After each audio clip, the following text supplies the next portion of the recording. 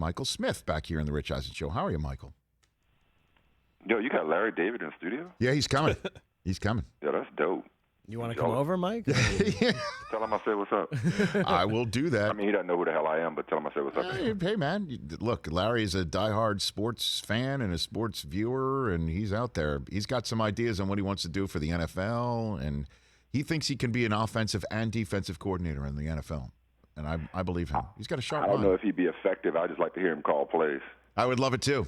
I would absolutely love it too. Well, he did. Somebody come to the sideline. Hey, coach, what'd you think? Yeah, he did come up with years ago when, prior to this show's birth, I had my podcast on NFL Network on the TV side. Brockman was the editor of that show and producing in the studio. At any rate, Larry came on and he came up with the idea of a double flick, so a flea flicker. But instead of the running back flicking it back to the quarterback then flicks it to another person, a double flick, and then that person throws it down the field.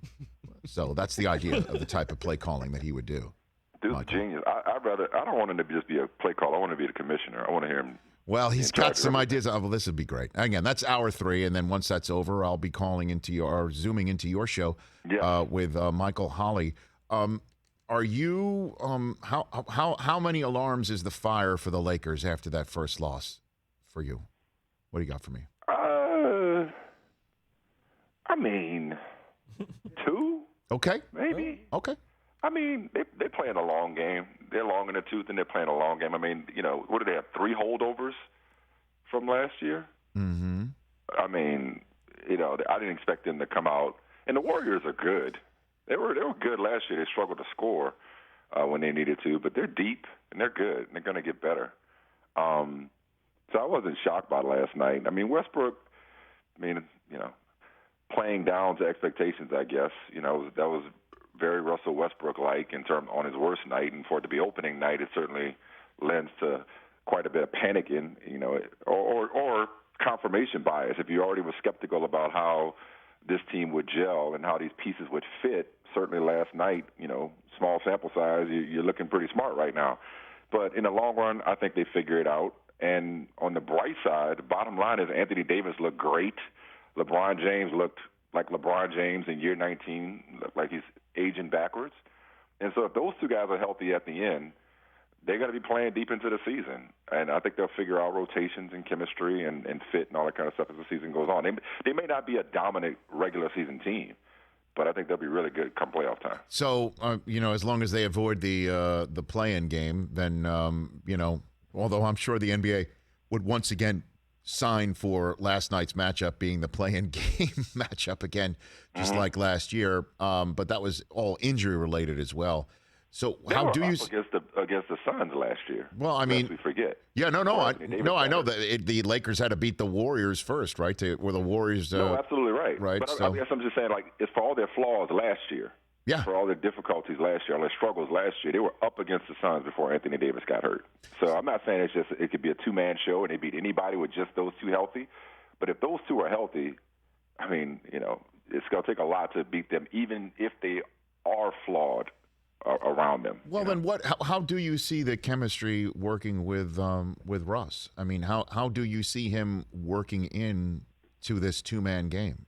What do you think? Well, I don't necessarily know. Chemistry is a broad term. I don't necessarily know what the issue with Russ is chemistry. I mean, Russ has led the league in assists several times. He's a willing passer. Russ's flaws are not going to change. He's not going to all of a sudden become a good outside shooter. I think he was 1 of 7 outside the paint. That's about right. Like, they didn't get him for his shooting. They got him to handle the ball when LeBron's on the bench or take some other playmaking responsibility off of LeBron. If they're sharing the floor. I don't think they should share the floor that much. But Russ is not going to all of a sudden become a great shooter. The issue with this team, more than anything, is probably going to be defense. And we saw it last night. But the Warriors, they do that to people, man. I mean, I don't know if this is so much of an indictment of the Lakers and their shortcomings last night as much as it was a reminder of how well the Warriors play basketball. Mm-hmm. I mean, they moved the ball with the best of them. I mean, Steph Curry called the triple-double trash. Yes, he did. I mean, they're a damn good team, and the Lakers are going to lose to a lot of teams this year. But when they get in the playoff mode, and if LeBron and Anthony Davis are healthy, and Russ is more efficient than he was last night and can minimize the turnovers, and Carmelo Anthony gives you a spark off the bench and so on and so forth. If they can defend, that's going to be the big thing is can they defend? If they can defend, I still like them come playoff time. I have the Nets, I have the Nets beating the Lakers in the finals, and that doesn't change for me after one night, even though both of those teams emerged from last night with a lot of questions. Michael Smith, the brother from another, right here on the Rich Eisen Show. We're going to give our NBA Finals predictions and MVPs and so forth later on the show. I am now making you Daryl Morey. Congratulations. You're now Daryl Morey. Yeah, just for the moment. Who have I beaten up consistently? Every time I've come on and talked with you about this. I know. The number one object of my ire. So then it's a self-flagellating conversation we're about to have here. So what do you do if you're Daryl now? How do you handle this now? Okay, if I'm Daryl Morey right now, how do I handle this? Mm-hmm. Okay, I'm Daryl Morey. I'm not Michael Smith, because Michael Smith told Daryl Morey to trade Ben Simmons a long time ago. Yes, I know. But if I'm Daryl Morey, I'm not reversing course because that's not what I do. If I'm Daryl Morey, Ben Simmons is nothing but an asset. These players are nothing but expendable assets with the exception of Joel Embiid. I'm always looking to upgrade. And so since I am not looking at this from a human perspective, I'm simply looking at this on a spreadsheet, I am not reversing course. I'm going to continue to let Ben Simmons dig his own proverbial grave, and I'll wait and see how the season plays out.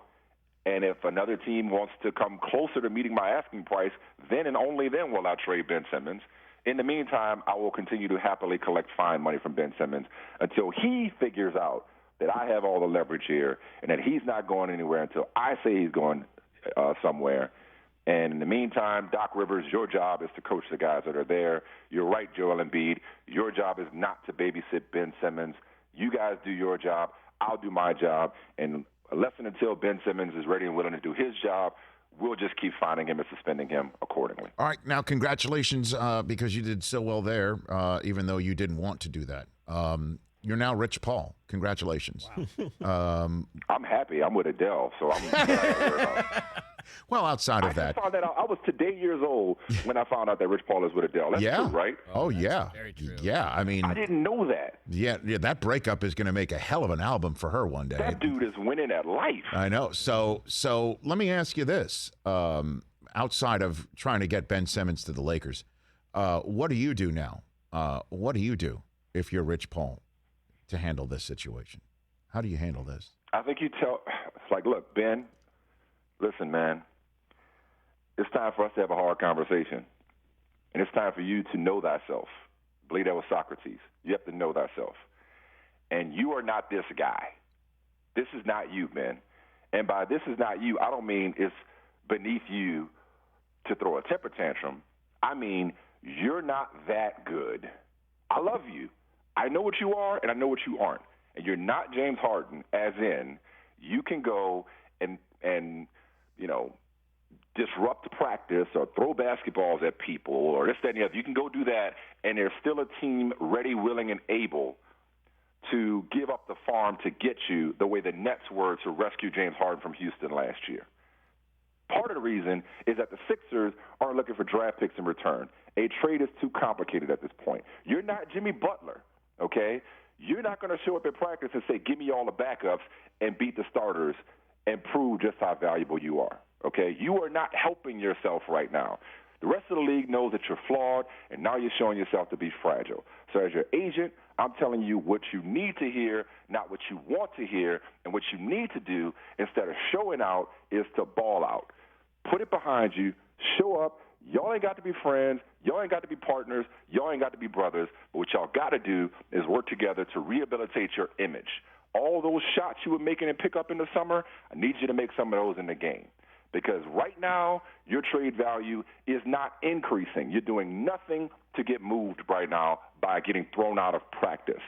The only way, yes, we're talking about practice. The only way you're going to be able to get traded is if you show up and play and be a professional. I know you don't like them, but that's the real. And you don't pay me to lie to you. You pay me to tell you the real.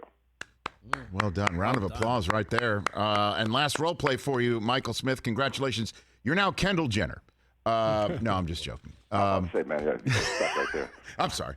No, but I just don't know how. I think the Maury's more real, right? Although you have to think Rich Paul has to be saying that to him too.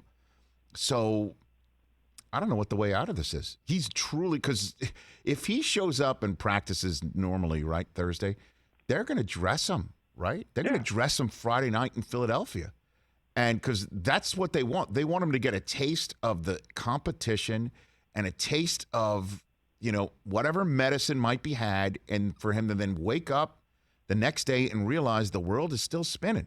And he's still Ben Simmons with an incredible upside, with a monster 4-year contract that makes him generationally wealthy. And then they just get to the next news cycle without him getting kicked out of practice. And then suddenly they can start telling other GMs, yeah, well, forget about all that nightmare that we just went through. He won't do that to you. How about full dollar on the dollar instead of cents? Right? Isn't that the best case scenario for everybody involved? Right there? No, actually. Okay. No, actually, I think the best case scenario is the description that Doc Rivers has given the situation. At every turn this offseason, on your show and in press conferences all over the place, Doc has talked about how this happens all the time in sports. There's disagreements, there's tension all the time. People move on and get past it, right? I think that's the best scenario for all parties involved because, again, absent Michael, you're breaking up. I don't know if you're on some sort of I don't know. Put him on hold for a second. I've never had what sounds like a landline disintegrate quite like that. Mike, you wanna? I mean, I'm thinking he was moving around. Okay, you want to try it one more Let's time? try him again. You there, Michael? Oh, His phone's kind of crapping out right there. Oh no. I can't, as you know, I can't have this. And it's not that if the phone goes down. It's just at the end of the conversation, and you know how I am. Yeah. I'm like the Mariano Rivera of interviewing. I need closure. Maybe this is something we should ask Larry. Yes. Later on, that would be a good whose one. responsibility is it to call back It's a good one. for closure try on the him phone, again. right? Just try him again. Mike, you there? Yeah, I'm here. Oh, Okay, very good. Hey. You started. work You said magic. you were going Okay. through like Doc was saying and all of that stuff. That's I and then don't we think lost. that was y'all fault, dog. My phone ain't bootleg like that. That was something on y'all. All right, we'll take the hit. So No, but first of all, you were saying Doc. wait, but Yeah. sidebar. No, I'm Yes. just kidding, but sidebar. Yeah. I think I'm one of the last people to actually have a landline in my house. Every time I say I have a landline, people are like, really? By the So I don't way, know. you are not wrong, and not only that, your voice is excellent, and it sounds great on the landline, and I appreciate landlines. And then all of a sudden, when they go out, it's a gut punch to me personally. Certainly at the end, because I need closure. I would have called you back 15 times just to say goodbye. That's the way I am. I appreciate that. Yes. And I totally respect and I relate to that because I can't tell you how many times stuff happens on our show and it just drops off and Boom. it pisses me off It's the rest of the show. terrible. But I'll make my answer quick. The best case scenario Yes. is I think the Sixers are being sincere. No matter what they may have said after Game 7 or didn't say the entire offseason, I think the Sixers are being sincere that they know that they are a better team. They were the number 1 seed last year in the regular season. They are a better team with Ben Simmons, especially absent a dream trade that Daryl Morey thinks will make this team better, a la Bradley Beal or Damian Lillard, who's already on record as saying, I ain't leaving Philly, okay? So the Sixers are better if Ben Simmons shows up and plays. Ben Simmons needs to be careful what he wishes for because I don't know who's telling him that the organization has held him back to this point, as reported in The Athletic, instead of vice versa. He needs to be careful what he wishes for, okay? Because if he ends up in NBA Siberia, then all defensive team selections and all-star selections go out the window, okay? He benefits by being with Joel Embiid, contrary to what he may believe or is being told. Lastly, and listen, I'm not from Philly. I've been to Philly a few times. I love Philly, love their fan base, love their passion, love their knowledge. And they're going to root for the laundry. And Ben Simmons, as much as he may feel like he's been ostracized and can never return to Philadelphia, they may boo him the first couple of times. But it'll get old after a while. And those fans are sophisticated enough to realize that it doesn't help their team to make life difficult for one of their key players. And those fans will also follow Doc Rivers and Joel Embiid, who are all willing to move on. So if they move on, the fans will move on, and it won't be that bad for that long for Ben Simmons until playoff time if he clams up again. But in the meantime, it can work. It can be fine. So the best case scenario for me, in my mind, for all parties involved, is to turn the page on last year and try to make this work. As I said ad nauseum, if Daryl Morey thinks so highly of Ben Simmons as to attach an astronomical price tag to him, then why are you trying to move him in the first place? You know? And for Ben Simmons, I don't think the grass is greener on the other side. Basically, ask Marvin Bagley how he's like in Sacramento. It's basically what you're saying. Free Marvin Bagley. You know what I mean? Like, get him on the phone with his agent and see, Exactly. Thanks for the call. Really appreciate it. Great landline, brother. Seriously. Now I got to go see if I need a new cordless phone. What am I talking to you about later? What do you want to? What should I plan for later on when I'm coming on your show? Well, you haven't had your rundown meeting yet? Is that what you're saying? You haven't? No. I mean, the rundown meeting is me. Okay. It's 12:41. We got a couple more hours. Definitely want to talk to you about this NFL season. Sure. You being the all things NFL guy that you are. Sure. We were talking about this yesterday. Sure. Whether or not, and give this some thought, or maybe you've already given it thought, knowing you. Whether or not you believe that this season is off to the best start in recent memory, given all the overtime games, given all the games coming down to the final minute, especially in prime time, blah, blah, blah. Sure. Look ahead to tomorrow night's game with you. Okay. Sounds good. You know, and maybe we'll keep talking about the NBA season. I got a little bone to pick as I let y'all go, though. I'll let y'all let me go more precisely. Yes. The rule is you're supposed to give finals predictions and MVP predictions like before the season starts. It's kind of cheating. Nah, not really. I mean, it's not like somebody got off the Lakers just because they lost last night. Oh, wait a minute. Let me check my email. Yeah, I did that. Yeah, so. or like, how do you not have Giannis at the front of the MVP conversation? Like, remember all the Giannis fatigue? Like, oh, yeah, he can't win another MVP. Like, no, look, it's just something like that. No, there was so much going on yesterday. Blame Ben Simmons and his sweatpants. That knocked our preview of the NBA out of our rundown yesterday. Yeah. Did you see him in his sweatpants? Phone, was it? He was well, I mean, Sham Sharani is coming on later on. We'll talk to him about it. We'll talk. So, okay. Hey, and then bring that knowledge to the show later, because we're going to talk about that. We're going to talk about the Nets. We just see where it goes, and then maybe we'll get some Michigan trolling in. Wonderful. I look forward to that. State. I'll see you later with Michael Smith. Thanks for the call. You take care. Appreciate y'all. Y'all be good. Michael Smith, Michael Holley, brother from another. I'll be joining him later. Hey, you watched all the way to the end. Thanks for that. Watch more right here.